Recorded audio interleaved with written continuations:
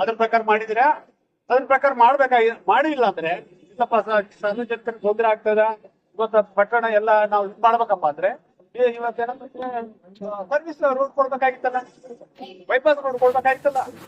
ಮಾನ್ವಿ ಪಟ್ಟಣದಲ್ಲಿ ಕಲ್ಮಲ್ ಕ್ರಾಸ್ನಿಂದ ಸಿಂಧನೂರುವರೆಗೆ ನಿರ್ಮಾಣವಾಗುತ್ತಿರುವ ಚತುಷ್ಪಥ ರಸ್ತೆ ಕಾಮಗಾರಿಯನ್ನ ನಿಕಟಪೂರ್ವ ಶಾಸಕ ರಾಜ ವೆಂಕಟಪ್ಪ ನಾಯಕ್ ಅವರು ಸ್ಥಳಕ್ಕೆ ಭೇಟಿ ನೀಡಿ ಪರಿಶೀಲಿಸಿದರು.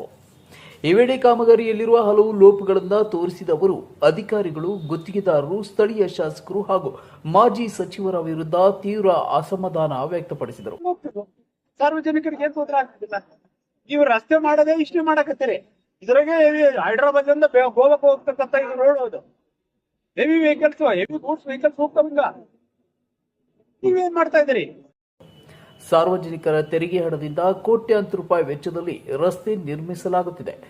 ಆದ್ದರಿಂದ ಸಾರ್ವಜನಿಕರ ಹಣವನ್ನು ಸಾರ್ವಜನಿಕರಿಗೆ ಅನುಕೂಲವಾಗುವ ರೀತಿಯಲ್ಲಿ ಬಳಸಬೇಕು. ಆದರೆ ಇಲ್ಲಿ ನಡೆಯುತ್ತಿರುವ ಕಾಮಗಾರಿ ಜನರ ಹಿತಾಸಕ್ತಿಯನ್ನ ಸಂಪೂರ್ಣವಾಗಿ ಕಡೆಗಣಿಸಿ ನಡೆಯುತ್ತಿದೆ ಎಂದು ಆರೋಪಿಸಿದರು. ಈ ರಸ್ತೆ ಹೈದರಾಬಾದ್ನಿಂದ ಗೋವಾಕ್ಕೆ ಸಂಪರ್ಕ ಕಲ್ಪಿಸುವ ಪ್ರಮುಖ ರಾಜ್ಯಾಂತರ ಹೆದ್ದಾರಿಯಾಗಿದ್ದು, ವಿವಿಧ ರಾಜ್ಯಗಳು ಹಾಗೂ ಪ್ರಮುಖ ಪಟ್ಟಣಗಳಿಗೆ ಸಂಪರ್ಕ ಕಲ್ಪಿಸುವ ಮಾರ್ಗವಾಗಿದೆ. ಇಂತಹ ಮಹತ್ವದ ರಸ್ತೆಯನ್ನ ಭವಿಷ್ಯದ ವಾಹನ ದಟ್ಟಣೆಯನ್ನ ಗಮನದಲ್ಲಿಟ್ಟುಕೊಂಡು ವೈಜ್ಞಾನಿಕವಾಗಿ ನಿರ್ಮಿಸಬೇಕಿತ್ತೆಂದು ಹೇಳಿದರು. ಪಟ್ಟಣದ ಹೊರವಲಯದಲ್ಲಿ ಬೈಪಾಸ್ ರಸ್ತೆ ನಿರ್ಮಿಸಿದ್ದರೆ ಭಾರಿ ವಾಹನಗಳು ಪಟ್ಟಣದೊಳಗೆ ಪ್ರವೇಶಿಸುವ ಅಗತ್ಯವೇ ಇರಲಿಲ್ಲ. ಆದರೆ ಬೈಪಾಸ್ ನಿರ್ಮಿಸದೆ ಈಗ ಪಟ್ಟಣದ ಮಧ್ಯಭಾಗದಲ್ಲೇ ಕಿರಿದಾದ ರಸ್ತೆ ನಿರ್ಮಿಸುತ್ತಿರುವುದು ದೂರದೃಷ್ಟಿ ಇಲ್ಲದ ಯೋಜನೆಯಾಗಿದೆ ಎಂದು ಟೀಕಿಸಿದರು. ಅಂಬೇಡ್ಕರ್ ವೃತ್ತದ ಮಧ್ಯದಲ್ಲೇ ಚರಂಡಿ ನಿರ್ಮಿಸಿರುವುದು, ಹಳೆಯ ಡಿವೈಡರ್ ಮೇಲೆಯೇ ಹೊಸ ಡಿವೈಡರ್ ನಿರ್ಮಿಸಿರುವುದು ಸೇರಿದಂತೆ ಹಲವು ಅವೈಜ್ಞಾನಿಕ ಕಾಮಗಾರಿಗಳನ್ನು ಅವರು ಖಂಡಿಸಿದರು. ಮಾನ್ಯ ಜಿಲ್ಲಾಧಿಕಾರಿಗಳು ಕೂಡಲೇ ಸ್ಥಳಕ್ಕೆ ಭೇಟಿ ನೀಡಿ ರಸ್ತೆ ಕಾಮಗಾರಿಯನ್ನು ಕೂಲಂಕುಷವಾಗಿ ಪರಿಶೀಲಿಸಿ ಅಗತ್ಯ ತಿದ್ದುಪಡಿಗೆ ಸೂಚನೆ ನೀಡಬೇಕೆಂದು ಆಗ್ರಹಿಸಿದರು.